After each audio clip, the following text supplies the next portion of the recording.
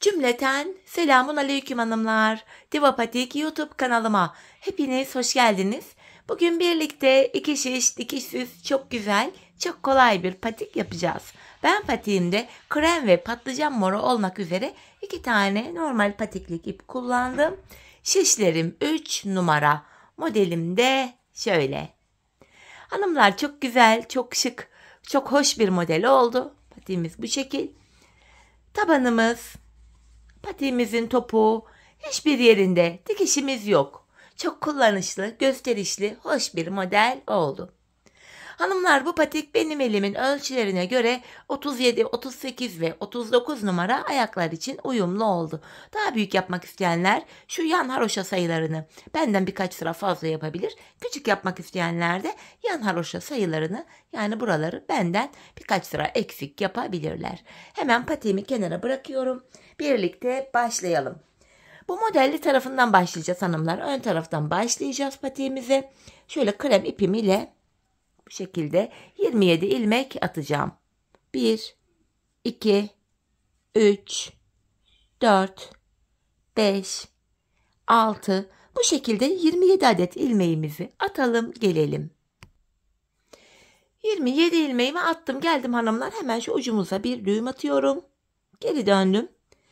Hanımlar, haroşa örgü uygulaması yapacağız şimdi. Yani ben düz örgü örerek haroşamı elde ediyorum. Kenar ilmeğimi aldıktan sonra devamındaki ilmeklerimi sırasıyla düz, yani haroşa olarak örüyorum. Bu şekilde sıra sonuna kadar ilmeklerimizi haroşa örelim gelelim. Sıra sonuna kadar ilmeklerimi ördüm. Şimdi geri dönüyorum. Hemen ön yüzde modele başlayacağız. Patlıcan moru ipimi alıyorum. Her 4 sırada bir modelimizi tekrar kuracağız. Şimdi ön yüzdeyiz. Ön yüzde olduğumuzu şöyle kabul ediyorum. Başlangıç ipimiz eğer sol taraftaysa ön yüzdeyiz demektir. Öncelikle hanımlar, ilk ilmeğimi örerek başlıyorum. Şöyle. Buraya 3 ilmek mor ile öreceğim. Hemen ilk 2 ilmeğimi ördükten sonra ipimin ucunu düğümleyeceğim. Şuraya 2 tane sıkı bir düğüm atıyorum. 3 ilmek morumu ördüm. Bir tane krem örmeden alıyorum. Modelde ön yüzde birinci sıramız hanımlar. Tekrardan 3 ilmek mor öreceğim. Düz olarak ördüm. Bir kremi örmeden alıyorum. 3 ilmek mor örüyorum. Bir kremi örmeden aldım. 3 ilmek mor, bir krem örmeden aldım. Bu şekilde ilmeklerimizi sıra sonuna kadar öreceğiz. 3 tane mor örüyoruz. Bir krem örmeden aldım. Kalan 3 ilmeğimi de örüyorum. Ön yüzde modelin ilk sırasını yaptık. Geri dönüyorum hanımlar. Arka yüzde modelde ikinci sıramız. Kenar ilmeğimi aldım. Mor ilmeklerimi ters örüyorum. Bakın ipim arka yüzde benden tarafta. Kremlerimi örmeden sağ şişimi alıyorum. Mor ilmeklerimi ters örüyorum. Kremlerimi örmeden sağ şişime alıyorum. Arka yüzde modelin 3. sırasında ilmekleri bu şekilde örüyoruz. Mor ilmekleri ters örüyorum. Kremleri örmeden alıyorum. Ve son 3 mor ilmeğimi de ters ördüm. Şimdi tekrar geri dönüyoruz hanımlar. Ön yüzde modelde 3. sıramız. Bu sıramızda yine mor ilmeklerimi düz öreceğim. Kenar ilmeğimi örmeden aldım. Mor ilmeklerimi düz örüyorum. Kremleri örmeden alıyorum. Mor ilmeklerimi düz örüyorum. Kremimi örmeden aldım. 3. sırada da yine aynı işlemi tekrar ediyoruz.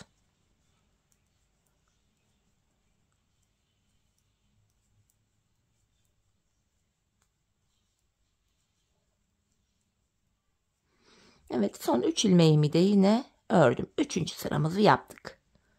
Şimdi geri dönüyorum. Arka yüzde modelde 4. ve sonuncu sıramız.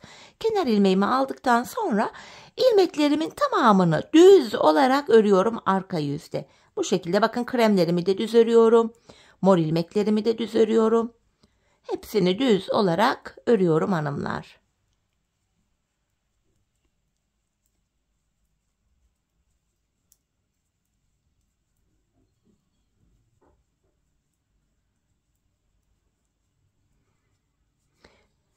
Dördüncü sıramızda bu. Artık ön yüzde renk geçişi yapacağım için ipimi kendime doğru alıyorum. Sonuncu ilmeğimi örmedim. Şimdi ilk modelimizi tamamladık. Ördükçe kendini gösteren bir model hanımlar. Modelin birini mor ile yaparken bir diğerini krem ile yapacağız. Şimdi alttan krem ipimi alıyorum. Bu defa modeli şöyle kuracağız. Kaydırmalı bir model. Hani altta 3 tane mor ilmeğim var. Gördüğünüz gibi aralarda şöyle. Bu ortadaki morları örmeden alacağım. Kalan ilmekleri krem ile öreceğim. Bakın ilk 3 ilmeğim mordu. İlkini krem ile örüyorum şöyle. Ortadaki bir moru örmeden aldım. Şimdi devamında 3 tane krem örüyorum. Bakın tam ortaya denk geliyor artık. Bir moru örmeden aldım. 3 ilmek krem örüyorum. Bir moru örmeden alıyorum. Şimdi krem ile modelin birinci sırasını tekrar ediyoruz. 3 ilmek krem. Bir moru örmeden aldım. 3 ilmek krem. Bir moru örmeden aldım. 3 ilmek krem. Bir moru örmeden aldım. Son bir ilmeğimi krem ile örüyorum. Modelin birinci sırasını yaptık. Şimdi geri dönüyorum hanımlar. Arka yüzdeyim. Yine kenar ilmeğimi örmeden aldım. Bu sıramızda yine mor ilmeğimi örmüyorum. Krem ilmeklerimi ters örüyorum. Mor ilmeğimi örmedim. Krem ilmeklerimi ters olarak örüyorum.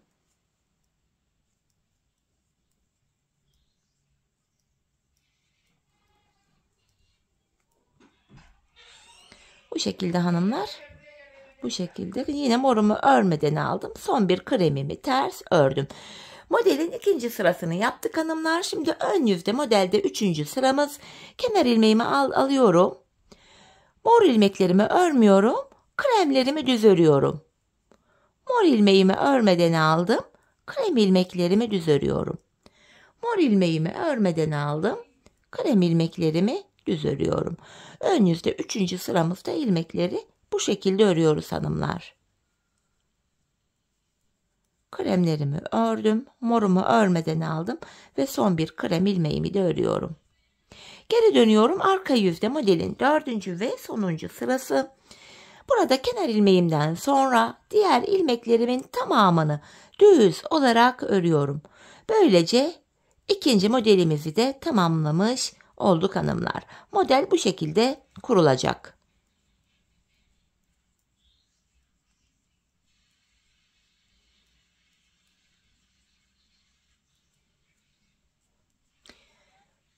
Ve ön yüzde renk geçiş yapacağım için yine ipimi kendime doğru aldım. Son krem ilmeğimi örmedim. Bakın ilk iki modelimizi tamamladık hanımlar. Şimdi tekrardan mor ipime geçeceğim.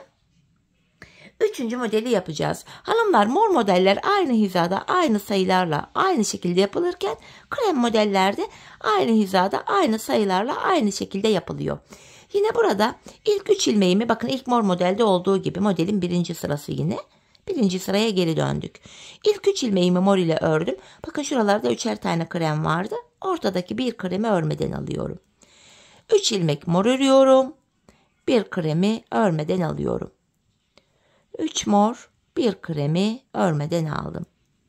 3 mor, bir kremi örmeden alıyorum.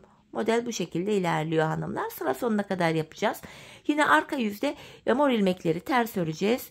Kremleri örmeden alacağız. Hani ön yüzde yine morları düz öreceğiz. Kremleri örmeyeceğiz. Dördüncü ve sonuncu sırada arka yüzde de ilmeklerin tamamını mor ipimiz ile düz öreceğiz. Böylece üçüncü modeli tamamlamış olacağız. Ardından dördüncü modele geçeceğiz krem ipimiz ile. Bu defa alttaki krem modeli nasıl kurduysak diğer modeli de aynı kuracağız. Bakın 3 tane mor var burada. Bakın başlangıçta krem ile nasıl kuracağımızı söylüyorum. İlk ilmeği ördükten sonra ortadaki bir moru örmeden alacağız. Devamında 3 krem 1 mor olacak şekilde modeli başlatacağız. Modelimiz bu şekilde ilerleyecek hanımlar. Ben bu patiğime, bu modelime toplam ne kadar model yaptım? 7 tane mor modelleri saydım. Aradaki kremleri saymadım. 7 tane mor modelden yaptım. Bakın sayalım. Şu birinci model, 2, 3, 4, 5, 6, 7. Bu şekilde. Hanımlar bu bölüme toplamda 7 tane mor modeli yapalım. En son mor modelin sonuncu yani 4. sırasını yapalım. Gelelim ardından buluşalım. Evet hanımlar patiğimin bu bölümüne toplamda 7 adet bu mor rengimle yaptım geldim mor modelimden. Bu Bu şekilde. Şimdi ön yüzdeyiz. Hemen krem modele geçmeyeceğiz artık. Bilek bölümünü yapacağız hanımlar. Öncelikle ilmeklerimizi burada krem ipimiz ile öreceğiz. Ve artık mor ipimi de keseceğim hanımlar. Şöyle ipimin ucunu düğümlüyorum buraya. Patiğimiz sökülmesin diye. Öncelikle buradaki ilk 27 ilmeğimizi krem ipimiz ile normal örüyoruz.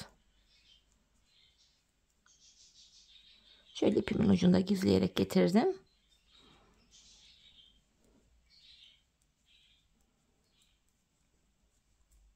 Ön yüzde bu ilk 27 ilmeğimizi örüyoruz. Haroşa devam edeceğiz artık patiğimizin devamında. Sonuncu ilmeğimi de ördüm. Şimdi hanımlar şu diğer kenardan da bakın kenar ilmek yerlerimiz var sırasıyla. Buralara gelerek bu taraftan da yine 27 ilmek çıkaracağız şu şekilde. Bakın patiğimizin şu kenarı için. Şu diğer kenarı için. Şöyle. Ben krem ipimle bakın hemen ilk kenar ilmek yerine 2 tane mor var. İlk kenar ilmek yerine girerek ilk ilmeğimi çıkarttım. İlmeğin iki kanadına birden girerek ilmekler çıkartıyoruz. Şu 4. ilmeğim. Bakın mor yere geldim. Şu 5, 6, 7, 8, 9, 10, 11, 12, 13, 14, 15, 16, devam ediyorum. 17, 18, 19, 20, 21, 22, 23, 24, 25, 26 ve son kenar ilmek yerine girerek bir ilmekte buradan çıkarttım 27. 27 ilmekte bu diğer kenardan çıkarttık hanımlar. Şimdi geri dönüyoruz. Bu aşamada hanımlar ilmeklerimizi normal haroşa öreceğiz. Kenar ilmeğimi aldıktan sonra diğer ilmeklerimi haroşa olarak öreceğim. Yani düz olarak. Bu şekilde hanımlar bu ilk şişimizi ardından şu diğer taraftaki şişimizi şu uca kadar haroşa örelim gelelim. Evet, ilmeklerimi bu uca kadar haroşa olarak ördüm hanımlar. Şimdi tekrar ön yüzdeyiz. Tekrar kenar ilmeğimi aldıktan sonra burada da yine ilmeklerimi haroşa öreceğim. Yani düz.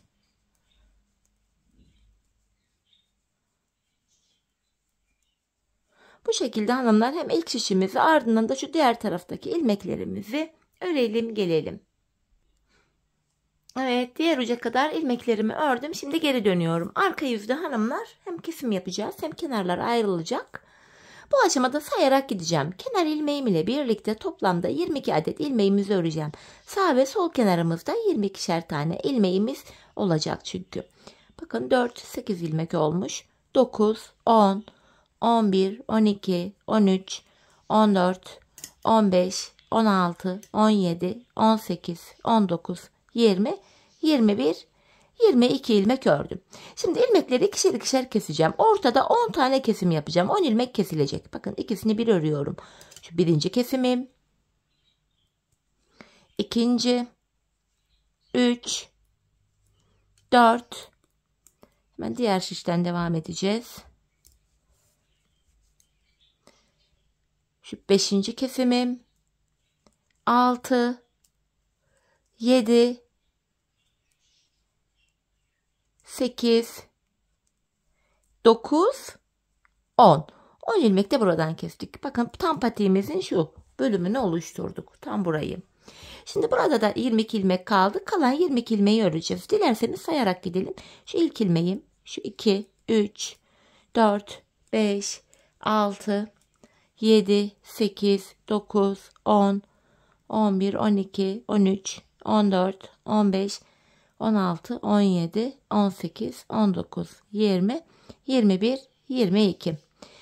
Şimdi geri dönüyoruz hanımlar. Bakın burada 2 diş haroşamız oldu. Önce patiğimizin şu sağ kenarını yapacağız. Ardından sol kenarı. Şimdi buradaki 22 ilmek ile haroşalarımızı örmeye devam edeceğiz. Sol taraftaki 22 ilmek şimdilik orada bekleyecek. Şimdi tekrar ön yüzdeyim. Buradaki 22 ilmeğimi örüyorum yine. Artık 22 ilmek ile bu kenar bölümünü yapıyoruz hanımlar.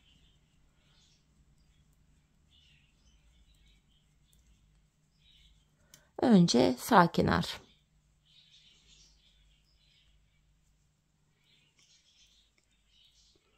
Evet, 22 ilmeğimi ördüm.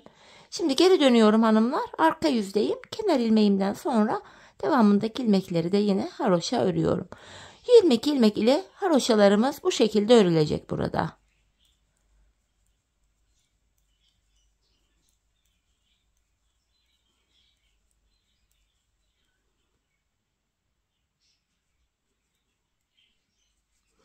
Evet, şimdi geri döndüğümüzde hanımlar bakın burada 1, 2, 3 diş haroşamız oluştu. Ben patiğimin şu kenar bölümlerine buralara 16'şar diş haroşa ördüm. Şimdi patiğin boyutu burada ayarlanıyor. Sizler 40-41 numara yapacağım diyorsanız bu bölüme ben 16 diş haroşa yaptım. Sizler 18-19 diş haroşa yapabilirsiniz. 19 diş haroşa ideal olacaktır bu kenara. Eğer ki 35-36 numara yapacağım diyorsanız da 14 diş haroşa yapmanız toplamda yeterli olacaktır. Dediğim gibi ben 16 diş haroşa ördüm buraya. Şimdi burada 3 diş haroşam var. 13 diş haroşamı daha örüp geleceğim. Şimdi hemen bu sağ kenarımı tamamlayıp geliyorum hanımlar. Ardından birlikte sol kenarımıza başlayacağız.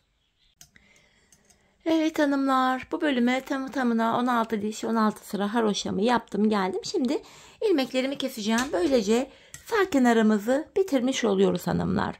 İkişer ikişer toplayarak şu an ön yüzdeyim. İlmeklerimi kesiyorum. Biraz gevşek bir kesim yapalım hanımlar. Patiğimizin topuk bölümünü yaparken bu bakın şuralardaki ilmek yerlerinden ilmekler çıkaracağız.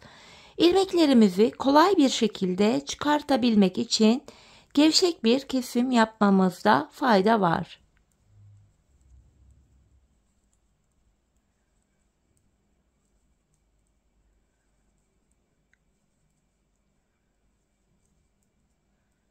Son bir ilmeğim kaldı. Onu da kestim. En son şuraya şöyle bir zincir oluşturuyorum. Kenarımız sıkı sağlam olsun.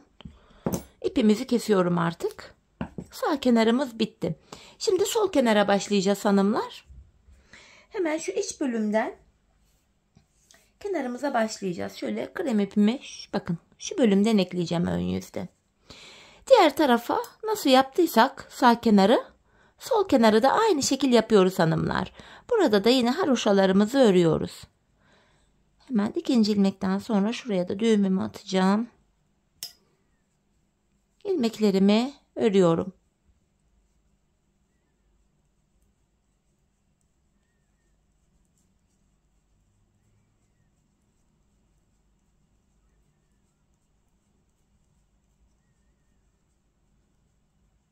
Sonuncu ilmeğimi de ördüm.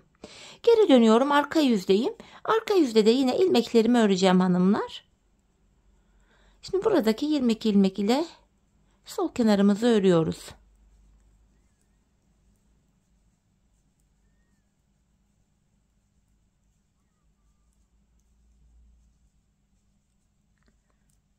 Sonuncu ilmeğimi de ördüm. Şimdi geri döndüğümüzde burada da bakın 3 diş haroşamız oluştu.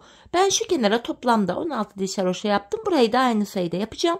Sizler bu sağ kenara kaç sıra haroşa yaptıysanız sol kenara da aynı sayıda haroşalarınızı yapacaksınız hanımlar. Şimdi hep birlikte sol kenarımızı da tamamlayalım. Ardından buluşalım. Evet hanımlar, patiğimin sol kenarını da ördüm geldim. Burada da yine 16 diş haroşam var. Şimdi ön yüzdeyim. Buradaki ilmeklerimiz de kesilecek. Tıpkı sağ kenarımızda olduğu gibi. Yine gevşek bir kesim yapıyoruz hanımlar. Bol bir kesim yapıyoruz. Bakın şöyle. İlmeklerimizi bu şekil keseceğiz. Sonra tabanımıza başlayacağız.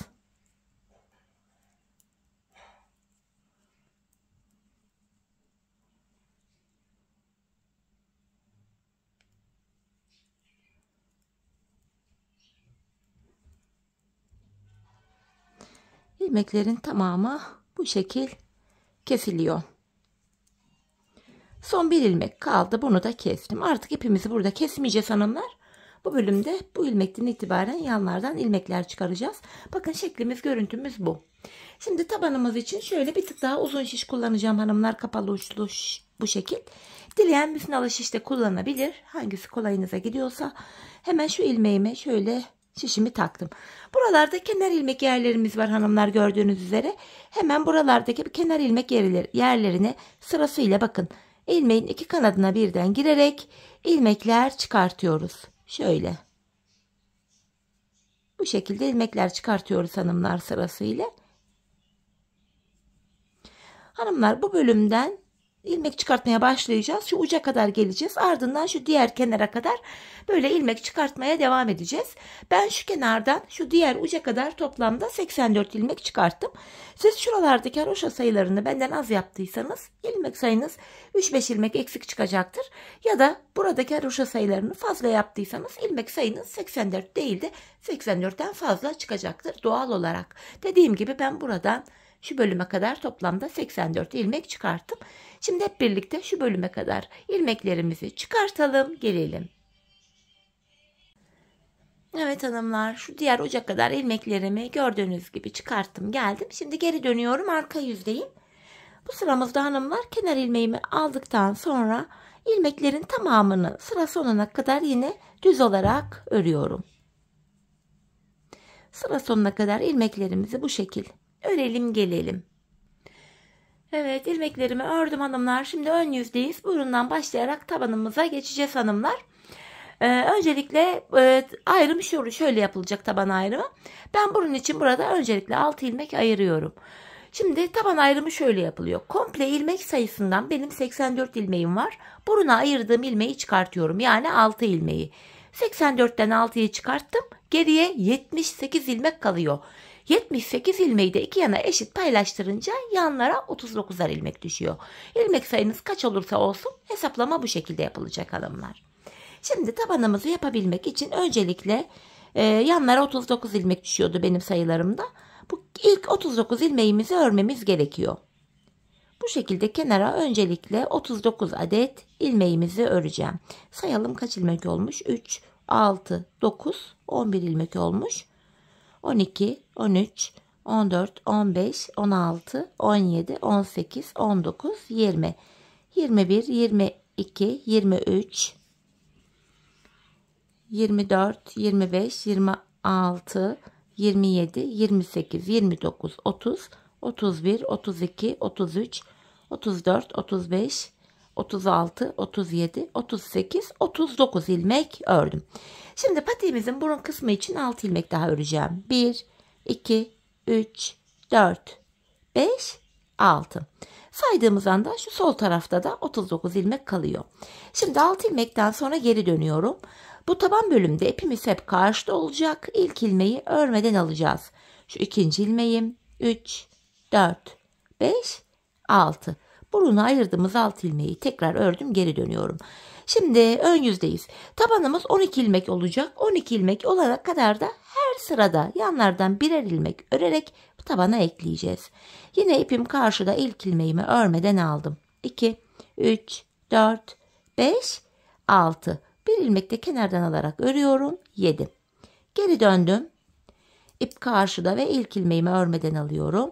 2, 3, 4, 5, 6, 7 ilmeğimi ördüm. Bir ilmek de yandan alarak örüyorum. Ortada 8 ilmek oldu. Tekrar geri döndüm. Yine ipim karşıda, ilk ilmeğimi alıyorum. Şimdi 8 ilmeğimizi öreceğim. 3, 4, 5, 6, 7, 8. Bir ilmek de kenardan örerek ortaya ekledim. 9. Geri dönüyorum. Şimdi 9 ilmeğimizi öreceğiz. Şu ilk ilmeği 1, 2, 3, 4, 5, 6, 7, 8, 9. Bir ilmek de yandan alarak ördüm. 10. Geri dönüyorum. İpim karşıda ve ilk ilmeğimi aldım. 10 ilmeğimi öreceğim. 4, 5, 6, 7, 8, 9, 10. Bir ilmek de yandan alarak örüyorum. 11. Geri döndüm. Yine ipim karşıda. İlk ilmeğimi örmeden alıyorum. 11 ilmeği öreceğiz. 4, 5, 6, 7, 8, 9, 10, 11. Bir ilmek de yandan alarak ortaya ekledim. Ortada 12 ilmeğimiz oldu hanımlar. Artık 12 ilmek üzerinden patiğimizi yapacağız. Kesimler başlayacak. Tabanda 12 ilmeğim var. 11 ilmek öreceğim. 12. de kesimi yapacağım. Yine ipim karşıda, ilk ilmeğimi aldım. 2, 3, 4, 5, 6, 7, 8, 9, 10 ilmeğimi 10, 11 ilmeğimi ördüm. 12. ilmekte yanından da bir ilmek alarak kesimimi yapıyorum. Kesimden sonra geri dönüyorum. Yine aynı işlemi yapacağım. Yine ip karşıda, ilk ilmeğimi örmeden alıyorum. 11 ilmek öreceğim. 4, 5, 6, 7, 8, 9, 10, 11. 12. ilmekte yanındakini de alıp ikisini keserek örüyorum. Geri dönüyoruz hanımlar. Patiğimizin tabanı 12 ilmek üzerinden bu şekilde kesilecek. 4, 5, 6, 7, 8, 9, 10, 11. 12. ilmekte yine kesimi yapıyorum. Taban kesimi böyle olacak. Biz bu kesme işlemine sağ ve sol şişteki ilmekler bitene kadar devam edeceğiz. Kesim sonunda şişimizde sadece tabanda kullandığımız 12 ilmek kalacak. Şimdi hep birlikte tabanımızı örelim, ardından buluşalım. Evet hanımlar, tabanımızı ördüm geldim. Şişimde sadece 12 ilmeğim kaldı. Şimdi bu 12 ilmek ile patiğimizin arka bölümünü yapacağız. Yine haroşaya devam ediyoruz. İlk ilmeğimi örmeden aldım. Hanımlar, ilmeklerimi örüyorum. Son 2 ilmek kalana kadar. 12 ilmek ile patiğimizin arkası örülecek. Bakın, son 2 ilmeğimi kestim. 11 ilmek kaldı. Hemen şuralarda kenar ilmek yerleri var. Bakın, ilk kenar ilmek yerine ilmeğin 2 kanadına birden girerek ilmek çıkarttım. Tekrar 12 ilmek oldu. Bu şekilde hem patiğimizin arkasını örmüş oluyoruz hem de arka bölüm şu kenarlara eklenmiş oluyor. Ardından geri dönüyorum. İpim karşıda, ilk ilmeğimi aldım. Yine son 2 ilmeğim kalana kadar öreceğim. Tekrar son 2 ilmeğimi kestim. Geri dönüyorum. Hemen burada da bakın, kenar ilmek yerim belli. İlmeğin 2 kanadına birden girerek ilmek çıkarttım. Yeniden 12 ilmeğimiz oldu. Devamındaki ilmekleri tekrar öreceğim. Patiğimizin arkası böyle yapılıyor. Son 2 ilmek kalana kadar örüyoruz. Son 2 ilmeğimizi bu şekilde kesiyoruz ve sıradaki kenar ilmek yerinden ilmek çıkartıyoruz. Geri dönüyorum. Yine ipim karşıda, ilk ilmeğimi aldım. Tekrardan son 2 ilmeğim kalana kadar öreceğim.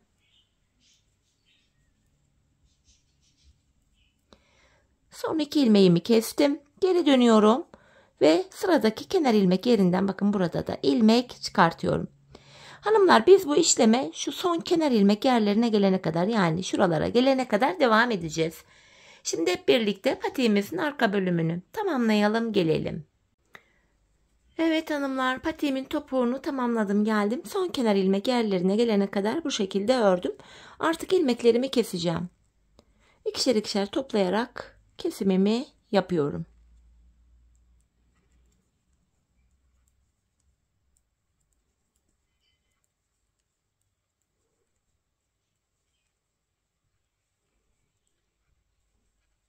Son bir kaldı. Onu da şöyle kestim. Kenarda tümsek bir görüntü oluşmasın diye hemen şöyle dibe batarak burayı düzlüyorum. 2 tane de sıkı bir zincir çekip ipimizi de kestim. Hemen iplerimizin uçlarını gizleyeceğim. Burada iplerimiz var. Şöyle arka ilmek aralarına girerek bu uçları gizliyorum. Ayağı giydikten sonra bu ipler dışarı çıkmasın. Yoksa hoş bir görüntü olmaz. Şöyle. Evet, patiğimizin bu örgü bölümünü tamamladık hanımlar. Bir de patiğimizde boğaz kısmına şöyle tek sıradan oluşan bir kenar oyası yaptım. Mor ipim ile. Hemen onu da nasıl yaptığımı sizlere anlatacağım. Tığım ile hanımlar şöyle öncelikle bir zincir oluşturacağım. Şu şekilde. Hemen topuğunu bitirdiğimiz yerden itibaren, şuradan itibaren buraya sabitliyorum. Yapacağımız işlem şu. İpimi tığıma doluyorum. Öndeki kenar ilmek yerine ilmeğin 2 kanadına birden girerek ilmek çıkartıp tığımdaki 3 ilmeği topluyorum. İpimi tığıma doluyorum. Sıradaki kenar ilmek yerinden ilmek çıkartıp tığımdaki 3 ilmeği topluyorum. Bu şekilde sık iğne tekniği ile kenar oyamızı yapıyoruz. Bunu çok sıkarak yapmayalım hanımlar. Yoksa bilek kısmı dar olur. Patik ayağa girmez. Biraz esnek yapacağız. Bu şekilde. Hanımlar, bu şekilde patiğimizin çevresini şöyle dolanacağız. Ta ki ilk başladığımız yere kadar. Şimdi hep birlikte kenar oyamızı tamamlayalım gelelim. Evet hanımlar, kenar oyama gördüğünüz gibi dolandım geldim. Buraya bir tane zincirimi çekiyorum ve ipimi kestim. Hemen ipimizi gizleyelim, patiğimize bakalım. Patiğimiz ipi topu bu kadardı. Gayet kolay, örmesi zevkli, şık bir model oldu. Hemen aralara girerek iplerimi gizliyorum. Evet hanımlar, bakın. Görüntü itibariyle hanımlar, patiğimiz bu.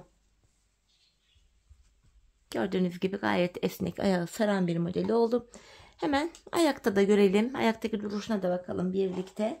Ben çok beğenerek, çok severek yaptım hanımlar. Örmesi zevkli, kolay bir modeldi. Umarım sizler de patiğinizi benimle birlikte beğenerek, severek yaparsınız.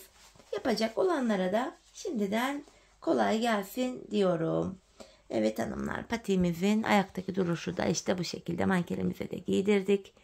Gayet güzel, ayağı saran, hoş bir model oldu. Bakın.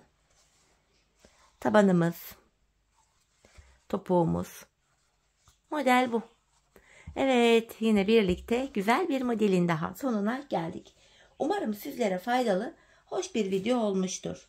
Yeni modellerde, yeni videolarda buluşmak dileğiyle. Şimdilik hoşça kalın, sağlıcakla kalın.